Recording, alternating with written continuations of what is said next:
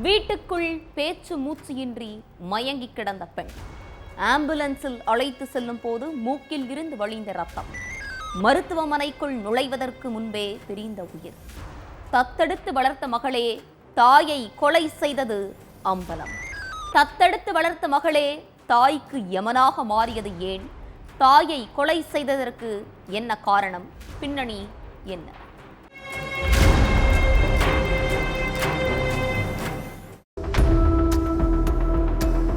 பக்கத்து தெருவில் இருக்கிற தன்னுடைய அக்கா ராஜலட்சுமி வீட்டுக்கு யதார்த்தமா வந்திருக்காங்க இளம்பெண். வாசல்ல கால் எடுத்து வச்சதுமே அக்கா அக்கான்னு கூப்பிட்டும் உள்ள இருந்து எந்த பதிலும் வரல. ஒருவேளை கதவை திறந்து வச்சுட்டு அக்கா எங்கேயாவது வெளியே போயிட்டாங்களோன்னு சந்தேகத்தோடையே வீட்டுக்குள்ள போயிருக்காங்க அந்த இளம்பெண். அப்பதான் வீட்டுக்குள்ள ராஜலட்சுமி பேச்சு மூச்சு இல்லாம மயங்கி கிடந்திருக்காங்க. அதுக்கப்புறம் பக்கத்து வீட்டுக்காரங்க உதவியோட ராஜலட்சுமிய மீட்டு ஹாஸ்பிட்டலுக்கு அழைச்சிட்டு போனாங்க. முதல்ல பார்த்தப்போ ராஜலட்சுமி உடம்புல ஒரு சின்ன காயம் கூட இல்லாம இருந்திருக்கு. அப்போ சரியா சாப்பிடாம இருந்ததுனாலதான் மயக்கம் போட்டு விழுந்திருப்பாங்கன்னு நினைச்சிருக்காங்க அக்கம் பக்கத்துல உள்ளவங்க. ஆனா ஹாஸ்பிட்டலுக்கு போற வழியிலேயே ராஜலட்சுமி மூக்குல இருந்து ரத்தம் வந்திருக்கு. ரத்தத்தை பார்த்ததுக்கு அப்புறம் தான் இது சாதாரண மயக்கம் அல்ல, வேற ஏதோ நடந்திருக்குன்னு தெரிஞ்சிருக்கு. ஹாஸ்பிட்டல்ல ராஜலட்சுமியை பரிசோதிச்சு பார்த்த மருத்துவர்கள் அவங்க ஏற்கனவே உயிரிழந்துட்டதா சொல்லியிருக்காங்க.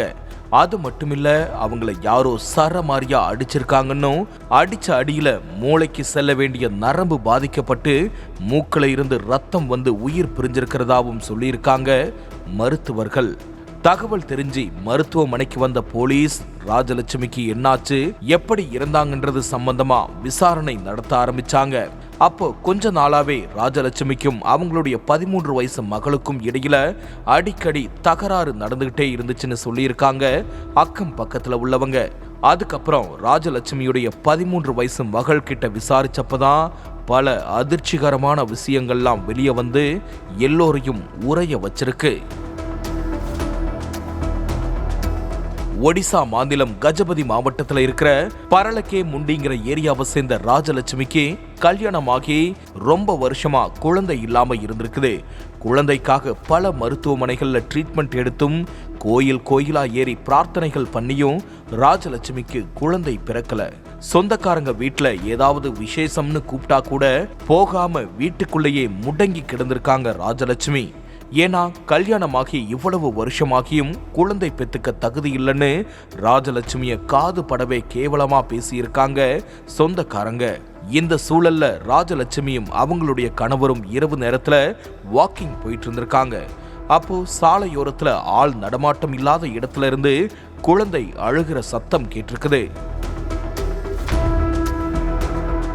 அந்த சத்தத்தை கேட்டதும் கணவன் மனைவி அங்க போய் பார்த்தப்போ பிறந்து 3 நாட்களே ஆன ஒரு பெண் குழந்தை இருந்திருக்கு. குழந்தை இல்லாம தவிச்சிட்டு இருந்த ராஜலட்சுமிக்கு அந்த பெண் குழந்தைய பார்த்ததும் கண்ணுல இருந்து சாரையா கண்ணீர் கொட்டி இருக்குது. அதுக்கு பிறகு கணவன் மனைவி 2 பேரும் குழந்தைய தங்களுடைய வீட்டுக்கு எடுத்துட்டு வந்து அவங்க பெத்த பொண்ணு மாதிரி வளர்த்துட்டு இருந்திருக்காங்க. இதுக்கு நடுவுல ராஜலட்சுமியுடைய கணவர் உடம்பு சரியில்லாம உயிரிழந்துட்டாரு. அதுக்கப்புறம் தனி ஆளா மகளை வளர்த்துட்டு வந்த ராஜலட்சுமி வீட்டு பக்கத்துல உள்ள கேந்திரிய வித்யாலயா ஸ்கூல்ல படிக்க வச்சிட்டு இருந்தாங்க. இந்த சூழல்ல 8வது படிக்கிற 13 வயசு சிறுமிக்கும் அதே ஊரை சேர்ந்த 21 வயசான கணேஷ் ரத் அப்படிங்கிறவர் கூட பழக்கம் ஏற்பட்டிருக்கு. இந்த பழக்கம் நாளடைவுல எல்லை மீறி போயிருக்குது.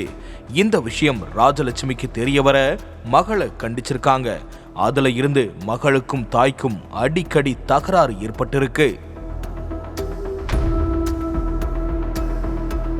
அதுக்கப்புறம் வீட்டுல நடந்த விஷயத்த கணேஷ் கிட்ட போய் சொல்லியிருக்காங்க சிறுமி. அப்போ உங்க அம்மாவை நீயும் நானும் சேர்ந்து கொலை பண்ணிடலாம், அதுக்கு பிறகு நம்மள யாரும் தொந்தரவு பண்ண மாட்டாங்கன்னு சொல்லி சிறுமியோட மண்டைய கழுவி இருக்கான். அதோட அவங்க சொத்து எல்லாம் நமக்கு கிடைச்சிரும்னு சொல்லியிருக்கான். அவனுடைய பேச்சை நம்பி 29ஆம் தேதி நைட்டு ராஜலட்சுமிக்கு சாப்பாட்டுல தூக்க மாத்திரையை கலந்து கொடுத்திருக்காங்க சிறுமி.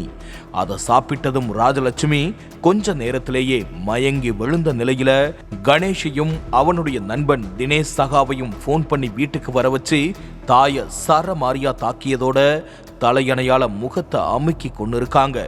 இதுல சம்பவ இடத்திலேயே ராஜலட்சுமி பேச்சு மூச்சு இல்லாம மயங்கி விழுந்திருக்காங்க.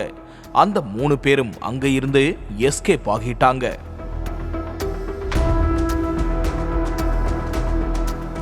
இதுக்கிடையில தான் மயங்கி கிடந்த ராஜலட்சுமியை ஹாஸ்பிட்டலுக்கு அழைச்சிட்டு போயிருக்காங்க அவங்களுடைய தங்கச்சி. அங்க ராஜலட்சுமியை பரிசோதனை பண்ண மருத்துவர்கள் அவங்க ஏற்கனவே உயிரிழந்துட்டதா சொல்லியிருக்காங்க. அடுத்து சொத்துக்காக இளைஞர் பேச்ச கேட்டு வளர்ப்பு தாயை கொலை செஞ்ச 13 வயசு சிறுமியையும் கொலைக்கு உடந்தையா இருந்த கணேஷ், தினேஷ் சகாவையும் கைது பண்ணி சிறையில தள்ளியிருக்காங்க. அதே நேரம் 13 வயசு சிறுமிக்கு கணேஷ் கூட மட்டுமில்லாம சதீஷ் சகாவோடையும் தகாத உறவு இருக்கிறது போலீஸ் விசாரணையில தெரிய வந்திருக்குது.